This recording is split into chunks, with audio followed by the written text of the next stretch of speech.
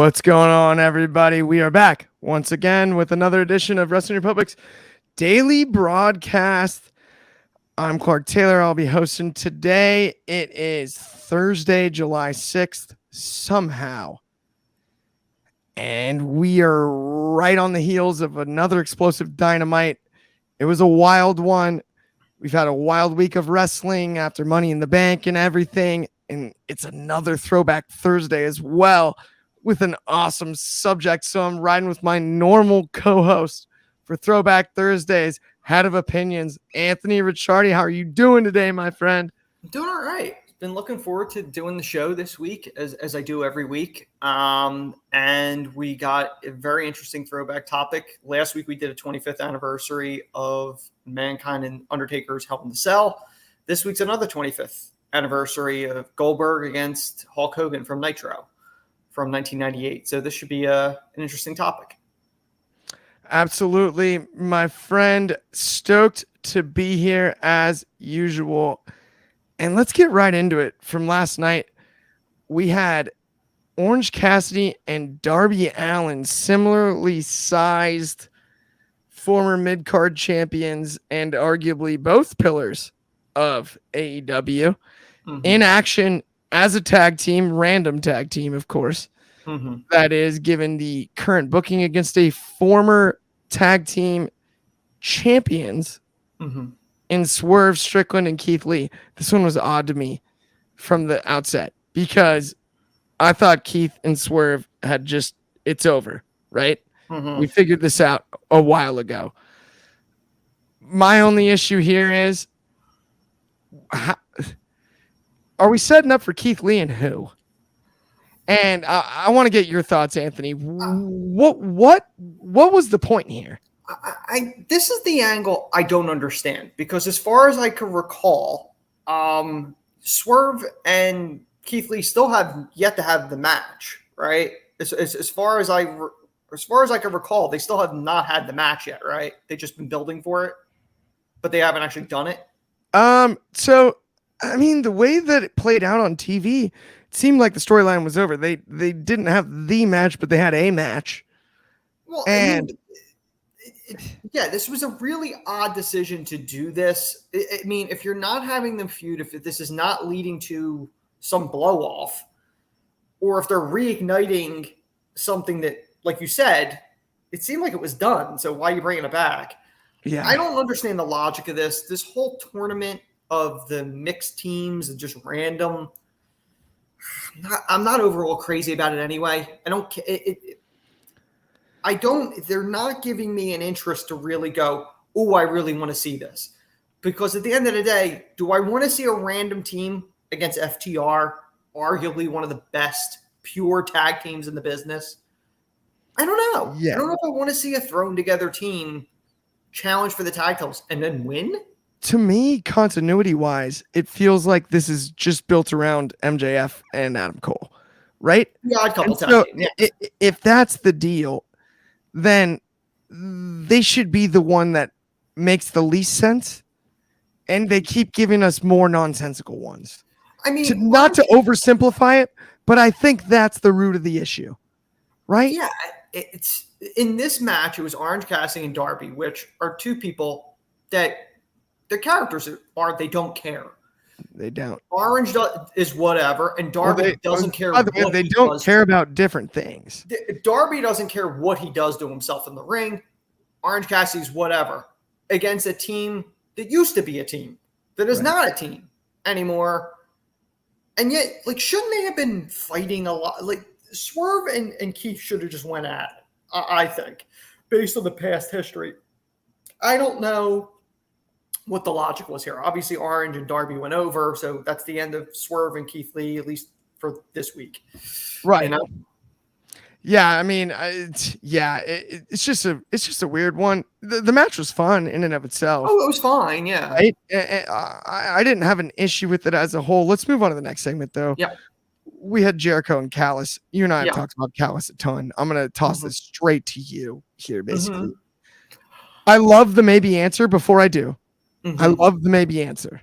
But yeah, I mean, Oh, go ahead, Clark. I'm sorry. I didn't want to cut you off. It's one of those things where the Blackpool Combat Club connection makes so much more sense than the Appreciation Society. I'm confused now.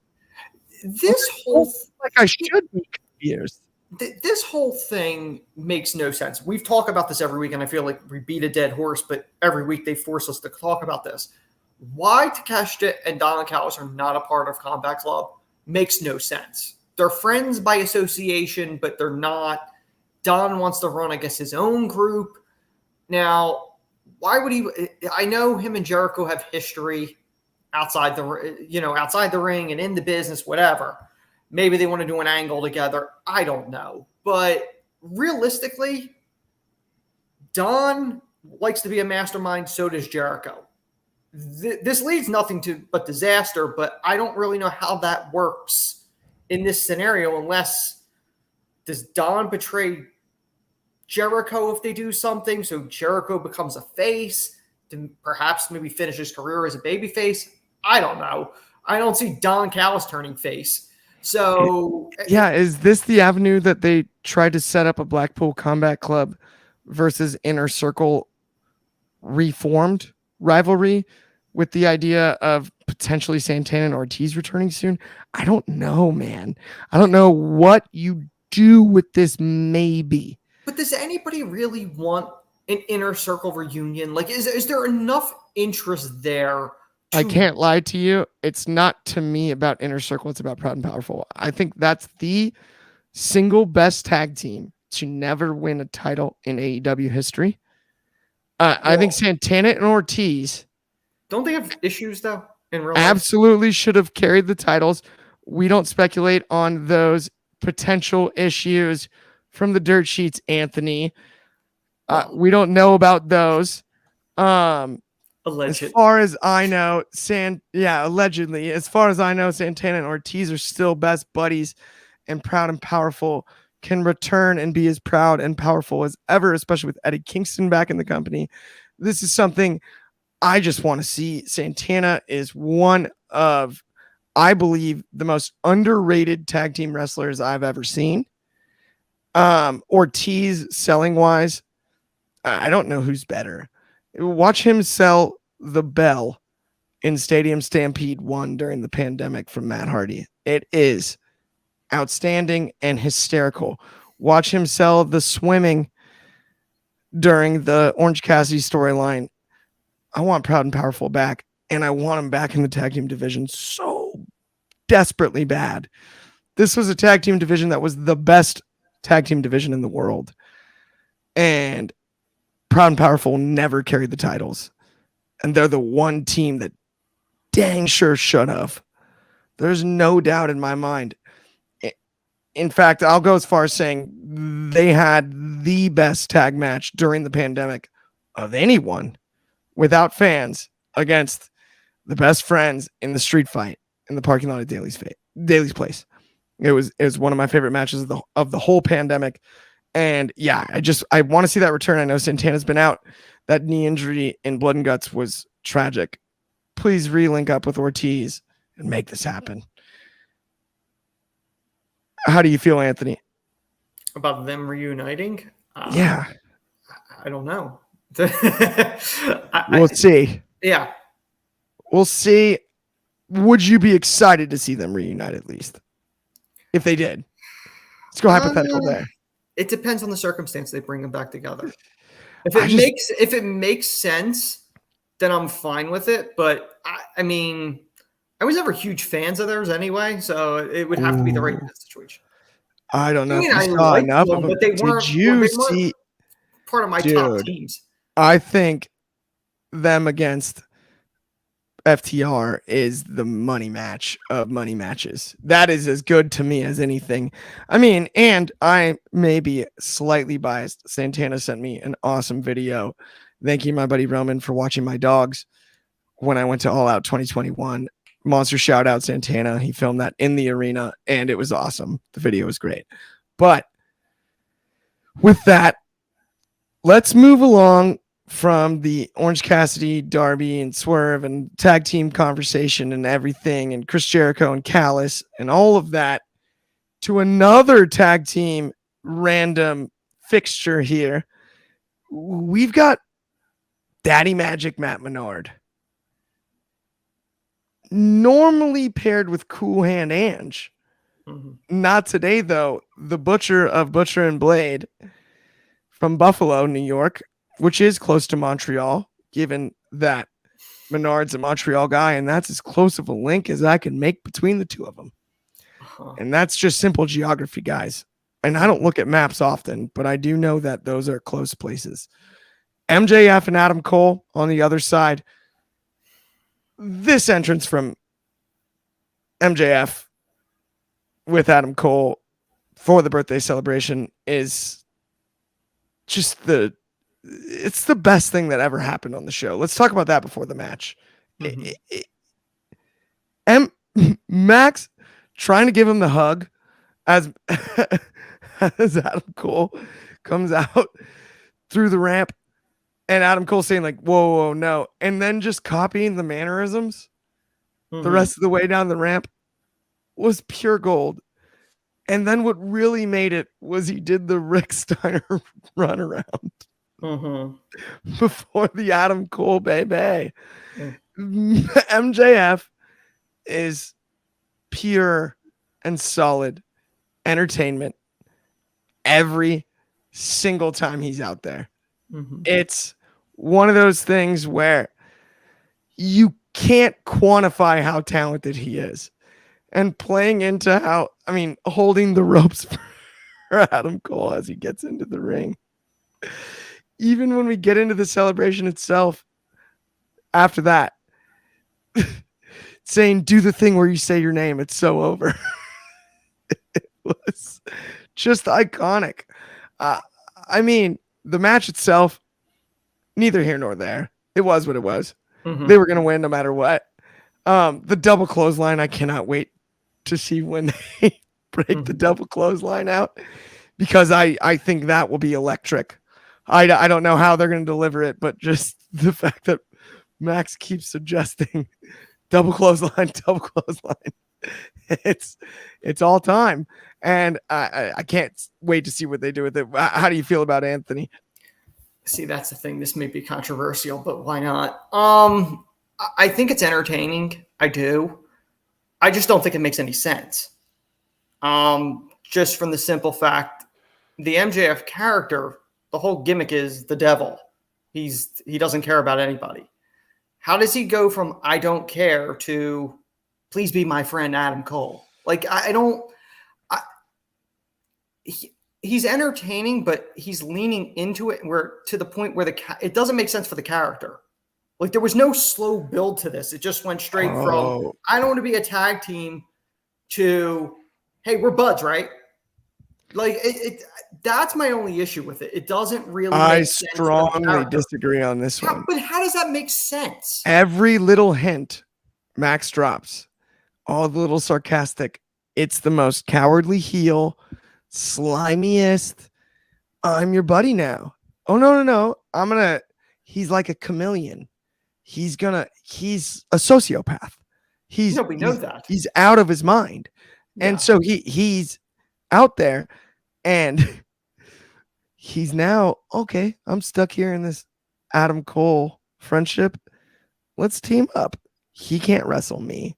He knows it. You can tell that's why he grabs the rope for him, and it's so conceited. And then he puts the party hat on him and he looks at the camera, and it's so conceited. MJF knows he's still the world champion. And as long as he's in a tag team with Adam Cole, while he initially showed his hand, Maxwell Jacob Friedman's a poker player. Oh, absolutely. And he adjusted to the situation real quickly. He goes, as long as we're teaming together, he's not going to be challenging for my title. We might as well be buddies. And he'll push him to the side just like he did the Firm. Oh, absolutely. Just like he did the Inner Circle. Just like he did the Pinnacle. Max teaming, the brilliance of even more character work, because it is so entertaining to see him do the hit the boom. Oh, that was classic, right? And the Adam Cole, everything. it's such brilliant heel work. I really think he's done enough because if it was, let's say, a prouder heel like a Brock Lesnar, then he would turn on Adam before, right? This I is just MJF. feel that it went from 0 to 100% that quickly. Like He's the ultimate possum. I think there was the bridge because it was only a couple weeks ago. To your point on the speed, it was only a couple weeks ago, of course, that he was saying, he would never team with him and stuff. But once he leaned into it, you see the nuggets that MJF leaves. Like, I'm trying to convince Adam that I'm on his side. Not the other way around. And that's exactly what MJF would do. He's a sleazeball. He's going to scam Adam Cole and make friends with him and do that even more passive aggressively than aggressive. He's going to scam him. I think part of it, if they wanted to do this would sort of make sense. Not necessarily, part of it obviously is keeping Adam from the title. But another part of it is, now you pointed out Rick Steiner. One of the things that I saw was the pose, to me, reminded me a lot of Roderick Strong, Undisputed Era. Yes. When he did it. I could totally see him forcing a wedge between them and going, no, you fight Roddy now. I'll be off here with my title. You deal with Roddy now. You stay away from my belt. Like, yeah. I think that is a possibility if that's the direction they go. To your point further, I think this would be brilliant, Anthony. How about Roddy gets jealous of their success? That's what I'm thinking. I'm thinking that's where it's going. Roddy gets jealous of the success, and he's like, Adam, how can you team with this guy? And he's like, well, we're winning. Right? It's a little bit like but we're winning. Yeah. Like, we're doing well. We're doing well. And then, that would be.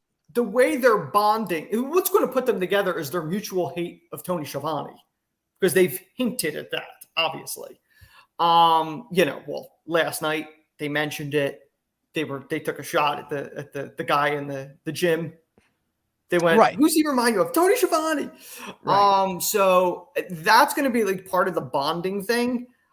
The end game of this, I could see either Roddy possibly turning on Adam or something. He's doing a wedge. Now, yes. The more I'm thinking about it, it may be a wedge. I think it's entertaining as anything, him leading into it. And, but he's got to make sure that he's not, why am I drawing a blank here? He's not like, trying to think of the movie with Michael Douglas and Sharon Stone. He's not going. You know what I'm talking about, right? No, I know exactly what movie you're talking about, but I'm blanking too. That's brutal. But like, he's got to make sure that he's not going Sharon Stone with Michael Douglas. He's got to drive that fine line. Yes. I think with that too, talking about the birthday celebration, this is one that was as fun as could be to me. It reminded me a little bit of Rock, This Is Your Life. MJF singing will never get old. Him singing, and then the birthday hat spot, I mentioned it earlier.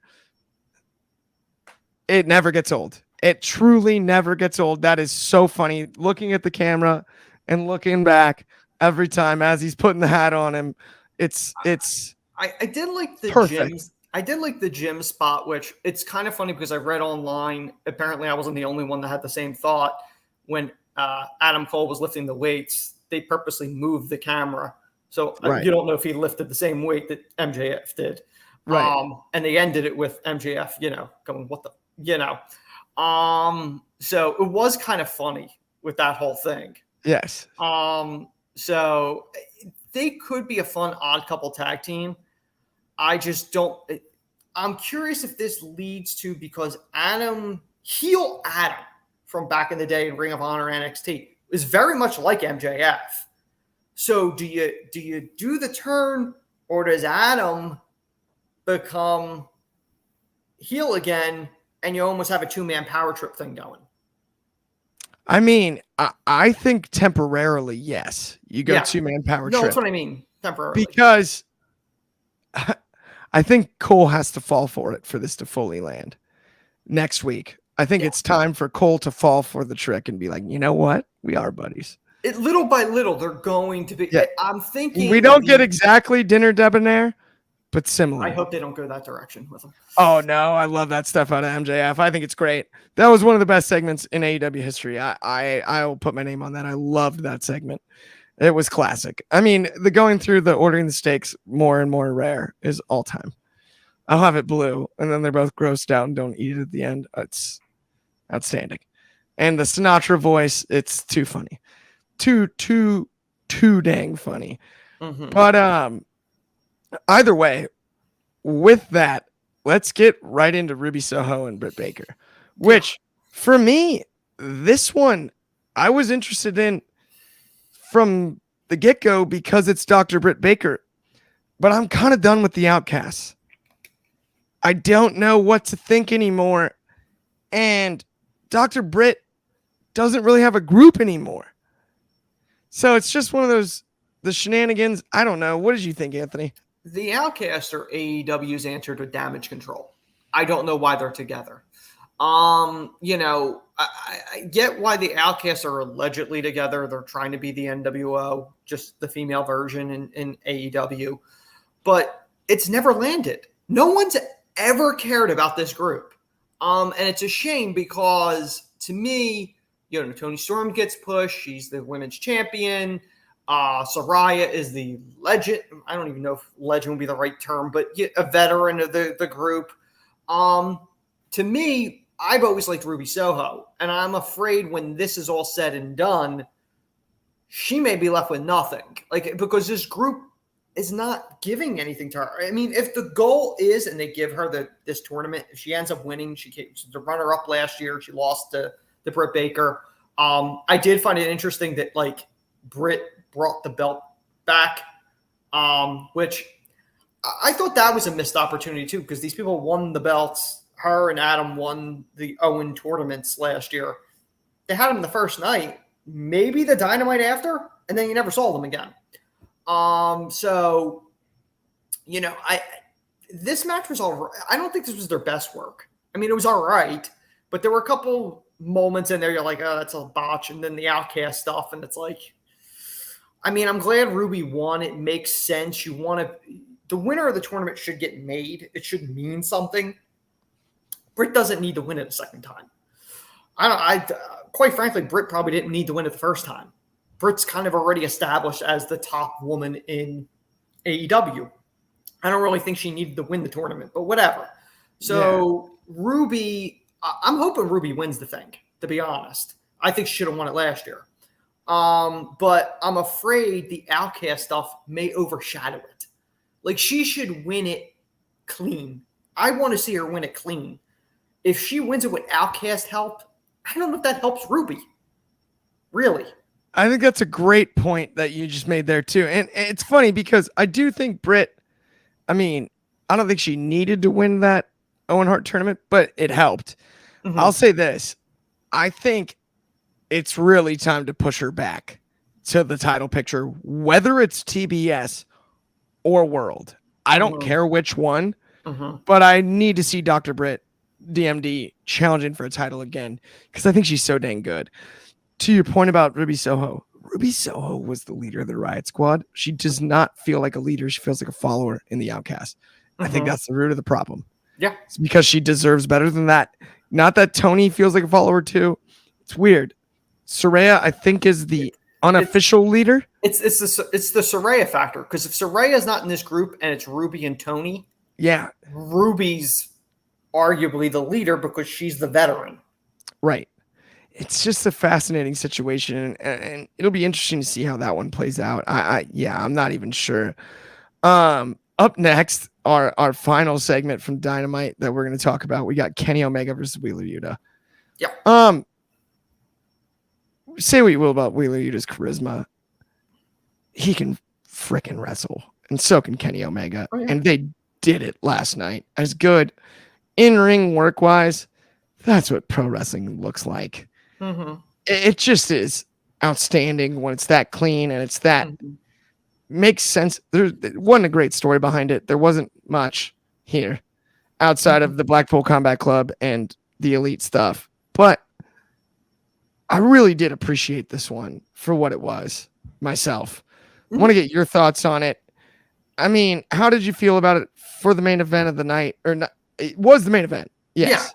Yeah. And like Wheeler, as much as he's been criticized, man, is he good bell to bell. It's just like that to me is undeniable. What are your thoughts on Wheeler and then this match? Wheeler is one of those talents. In a lot of ways, he reminds me a little bit of a Dean Malenko in that he's a great technician in the ring, but he's never going to be considered charismatic, if that might be the right word for it. Like he's a really good technician, really good in the ring. Whether or not he can put together a compelling enough, interesting character, whether it was comedy or drama or whatever it is, I don't know if he can do that. Drama, he might be able to. I mean, we've seen him, he's getting a blood and guts figure. So we know he could do violence. So it's interesting that they chose Kenny and Wheeler as the main event. I don't know if I would have went with that for the main event, to be honest. I definitely would have had it on the card, obviously. It was a phenomenal match, but because I almost feel like the MJF Adam Cole thing might have been better off as the main event. I mean, it is your world champion. And they're doing the odd couple thing. Don't you think, though, you have a hard time going home after the birthday celebration? See, that's the problem. So, I mean, even the Ruby Soho Britt Baker, if it was a cleaner match, probably could have been the main event. I think that might have made more sense. Yeah. I here we're coming from on world champion. I just do think it's hard to go home after. Yeah, the birthday thing after. Yeah, I get what you're saying. The celebrate, right? Like that's a very. I mean, the last image would have been Max there with the cake on his face, right? As opposed to just. But that's the thing too. They're building this combat club. They're building the elite thing, the feud, leading the blood and guts. We all know. But it's like, are you going to end every week the same way? See, I didn't think it ended the exact same. I hear where you're coming from on the not exact same, but it's always them fighting. It is a lot of Combat Club fighting it out. Now, this is funny. I did hear Bully Ray on Busted Open ranted about this, and he's like, look, one of the best things about Saturday morning wrestling back in the day was that they would end the show fighting, and you had to tune in next week to see what happened.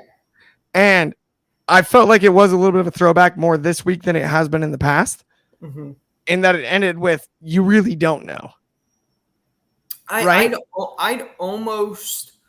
I mean, they're not going to do it probably Saturday, especially if Punk's on it. They could do it in Collision, but I would open Collision with the Combat Club coming out and going, let's not wait for Blood and Guts. Let's do some other type of match coming up.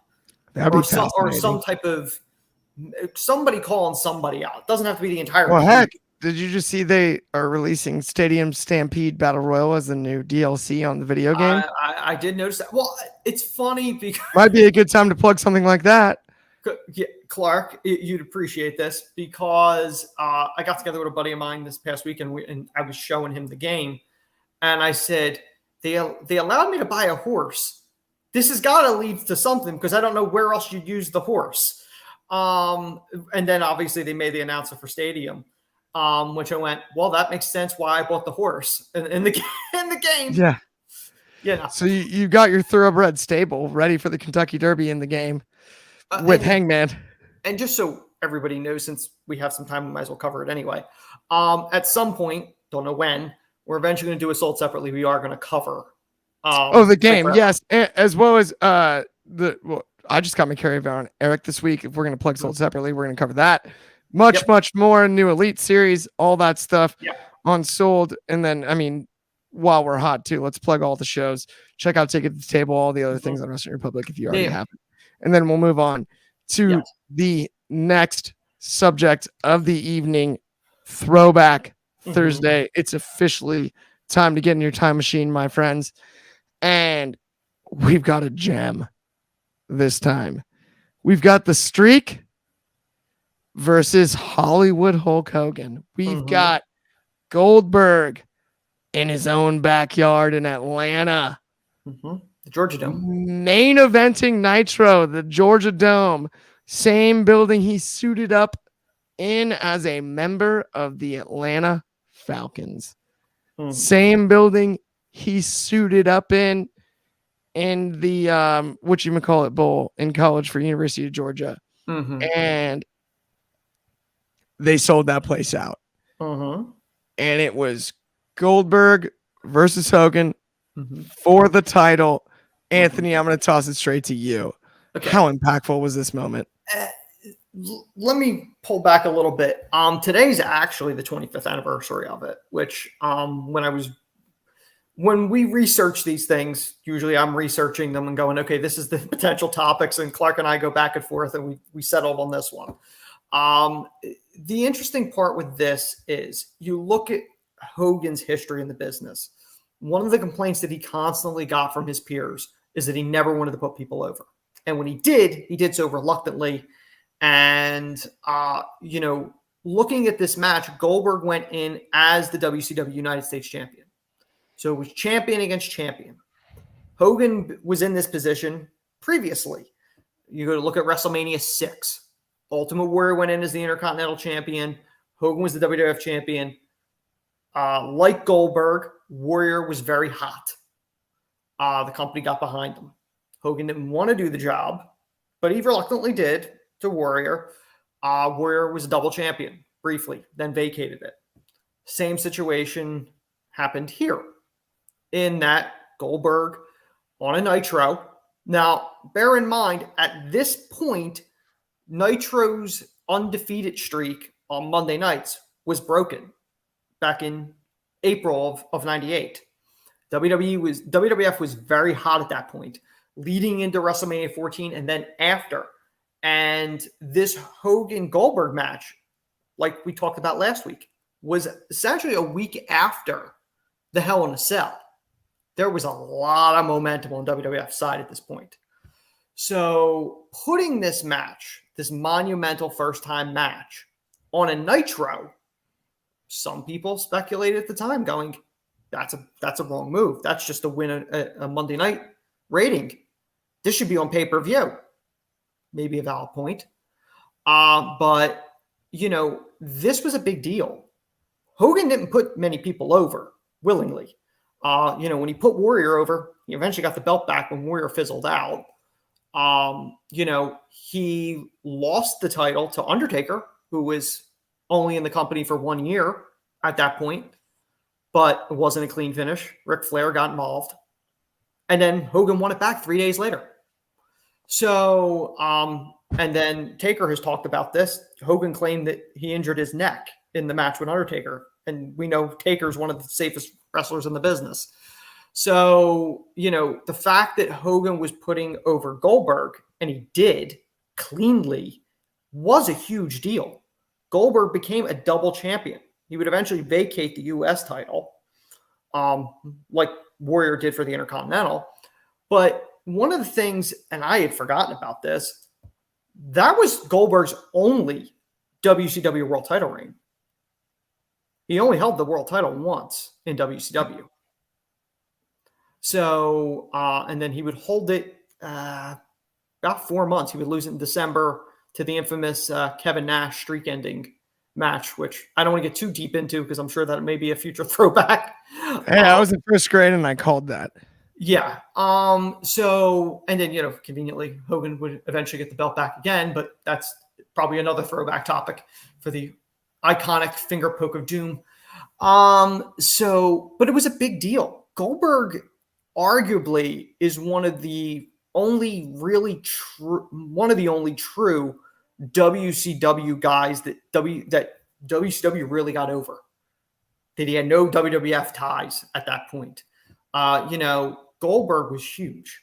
When you look at it, now the younger audience probably won't even know what we're talking about here, but Clark, you remember, they would put wrestlers on TV guide covers occasionally. Yeah.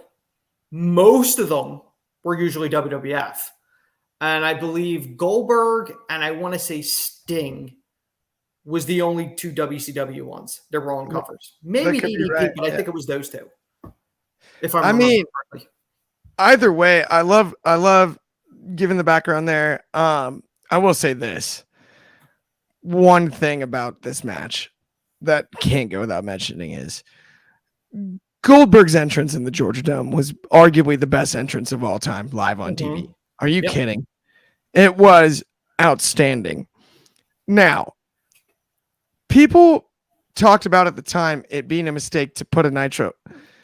You're talking about a stadium show, not an arena show, at the Georgia Dome on a week's notice. It makes me think about this year's All In.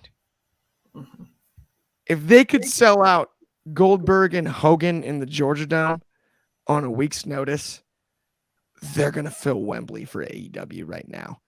And I'm not trying to draw that direct link, but I'm just saying I believe that that's the case because there was, outside of a single Nitro, zero promotion for those Georgia Dome ticket sales. The corporate structure was different. The technology was less to distribute tickets at a faster pace, and they sold that place out. The idea that All In can't be sold out with this much time blows me away. I absolutely believe it will be, and I'm not trying to make this whole conversation about that. I will say this is one of my favorite things. Goldberg deserved this moment. This was in his backyard, and they really messed him around on Kevin Nash winning the title. With Scott Hall on his birthday. The cattle prod. And it was odd with the cattle prod. Now, at the Georgia Dome, that place was rocking for this match. Say what you will about the in-ring work. You go back and watch WrestleMania 3, Andre the Giant and Hogan, and then this one back-to-back, and then watch Rock Hogan, WrestleMania 18. Watch all three in a row. And if you don't put Goldberg Hogan in the middle, you're out of your mind. It's without a doubt one of the most iconic matches during that era. Like, it's a weird situation because, Clark, you and I lived through that era where it was the big three. It was WWF, WCW, and ECW there. It was a very unique time. And for fans that weren't around then, Monday night was event television. There was no DVRs. I mean, you could VHS tape those things, but you were forced to make a choice, and you'd be flipping back and forth unless you were taping them. I don't like this segment on Raw. I'll go to Nitro. I don't like this segment on Nitro. I'll go back to Raw. The channel changing was constant during that period. There was no streaming. There was no on demand. There was none of that. You had to make a choice unless you taped them. But assuming you didn't tape it every week, you had to make a choice on which ones to watch. Goldberg and Hogan for the first time for the title, champion versus champion in the Georgia Dome. That was must-see TV. Regardless, as a wrestling fan, that was something you wanted to see. And you knew it wasn't going to be a 30-minute match. Goldberg didn't do those type of matches. Hogan wasn't certainly doing those type of matches. You knew it would probably be done within 10 minutes. I think the actual match time is like 8 minutes or something like that. It was short, but it was one of those things too where it was like, there's no Monday Night Football in July. There's nothing else on Monday night, and we've got 80,000 packed into the Georgia Dome for Goldberg Hogan. It was a heavyweight title fight of heavyweight title proportions. Like, this is exactly what you would want, right? If we got Reigns, past first present, yeah. Yes, Reigns and Breaker out of nowhere. It's similar in a way, right? Not the exact same, less built, different, but I'm just saying it's one of those things where you got to tune in. It was can't miss TV. Now, this is what I find fascinating. A lot of people view Goldberg very differently today. Yes. Than they did back then. I still believe his impact was high enough that he's actually one of the most underrated legends we've ever seen. When Goldberg back then was believable. He's the coolest guy in wrestling. It was the equivalent of, somebody rated 99 in 2K23 or whatever. When Goldberg was in that ring, there was very few people you thought may beat him. DDP was a possibility because of just he studied tape and like and DDP, to his credit, that match is outstanding. It's one of the best ones. Now, the kicker to that, and I don't know if we'll ever cover it, so I'm just going to at least throw this out there now. Infamously, they ran out of time and the pay-per-view cut off, and they had to re-show that match in its entirety the next day on Nitro because no one saw the end of it. Yep. Other than the people in the arena. Right. But there were very few people that you could have put in there. You're like, okay, DDP maybe if DDP knows how to manipulate this. Sting was a possibility. Nash was always a threat because at that time he was the leader of the Wolfpack. So he went in that. Also, Nash in a weird way was no, he wasn't Wolfpack yet. No, he was. Was he officially? Because wait, no, he was Wolfpack. Oh yeah, because Hall was Black and White, and that's when they rejoined together. You're right. He was Wolfpack. Yeah. So, because I remember, I believe he won World War III to get the shot. Because I remember them celebrating on Nitro, the Wolfpack. It's the only reason why I vaguely remember that was a Wolfpack area. That's right. But the Goldberg thing, it's one of the most iconic moments, and it was a special moment. And I part of me wonders whether or not, if they kind of got forced into that, especially after the Hell in a Cell, because this is literally a week later. Yeah. What do we got? Hang on. No, we just have a hilarious comment. Matt Williams with I'm the second coolest guy in wrestling. I'm like, Matt, you can have that. That's the comment of the day. That's classic. That is all time. But it was a unique time. Like they were all trying to one up one another. And as much as, fans today may look at WWE and AEW trying to one up one another. Yeah, it happens, but not to that level. Like these were two companies, WWF almost went belly up against WCW. That's right. That's common knowledge. Yep. No one else has ever crippled him. No one's ever crippled them. At least Bischoff came close. Pre-public, that was more possible. It's really not now. No. But you know what I mean. There's never been a challenger to them that really could have driven them out. Right. No one's driving them out now. No. So it's at least not out. You know what I mean? Yeah. Maybe a market share. Maybe. You never know. But considering the amount of TV deals and everything else they're getting, I think they're fine. But anyway, this Goldberg actually got a period where he can actually be a champion. Only lasted a few months. Hogan didn't directly get it from him, but Hogan didn't directly get the title back from Warrior either. There was an in-between. So Hogan's always made sure that he ends up with the belt at some point. He's good at that. He's a good politicker. We've always known that. Yeah. Whether it's Hollywood Hulk or just Hulk, he can negotiate for sure. Best. I mean, it's one of those matches that's iconic. We'll never forget it. And they filled the Georgia Dome on a week's notice. It's hard to do. Nobody understands how hot wrestling was at that time. Like Clark and I, we've talked about multiple times off air. You could not go anywhere without seeing somebody with either an Austin 316 or an NWO or some type of other wrestling shirt. It's nearly impossible to quantify. Yeah. Awesome Throwback Thursday, guys. Thank you so much for tuning in. With that, if you haven't already liked and subscribed, please give us that thumbs up and subscription. It really helps us out. And if you're on Spotify, 5-star review would be awesome. With that, we will be back once again tomorrow afternoon. If you're over here on the West Coast, or not even afternoon, at noon. That is 8:00 in the UK. That's 3:00 Eastern. and 9 a.m. Hawaiian. Thank you guys so much for tuning in, and we'll see you guys soon. You always got to get the Hawaiian in.